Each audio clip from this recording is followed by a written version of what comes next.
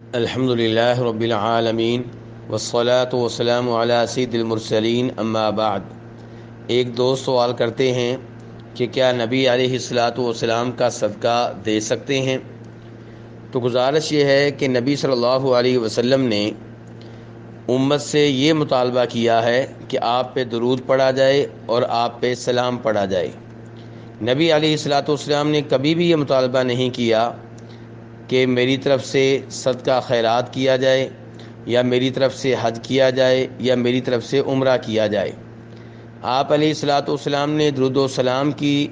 ترغیب دی ہے، اس جانب رہنمائی کی ہے، تو ہم سب کو چاہیے کہ وقتاً فوقتاً آپ پہ درود پڑھتے رہیں، سلام پڑھتے رہیں، اور اس وجہ سے خود ہمیں بھی اجر و ثواب ملتا ہے، اللہ کی رحمتیں اور برکتیں ملتی ہیں۔ جہاں تک تعلق ہے صدقہ خیرات کا، آپ کی طرف سے عمرہ کرنے کا، آپ کی طرف سے حج کرنے کا، بہت سے لوگ یہ شوق رکھتے ہیں اور کثرت سے ایسے سوال کرتے ہیں،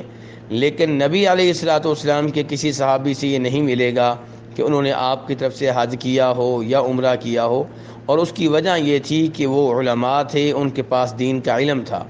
وہ جانتے تھے کہ ہم جو بھی نیکی کرتے ہیں وہ نیکی ہمیں نبی علیہ الصلاۃ والسلام نے سکھائی ہے، اور آپ ہی کا یہ اصول ہے کہ جتنا ثواب نیکی کرنے والے کو ملتا ہے اتنا ہی ثواب اسے بھی ملتا ہے جس نے نیکی سکھائی ہے،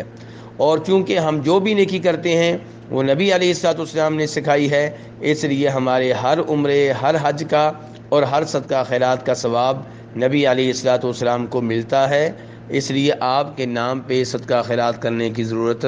نہیں ہے۔ واللہ تعالی اعلم۔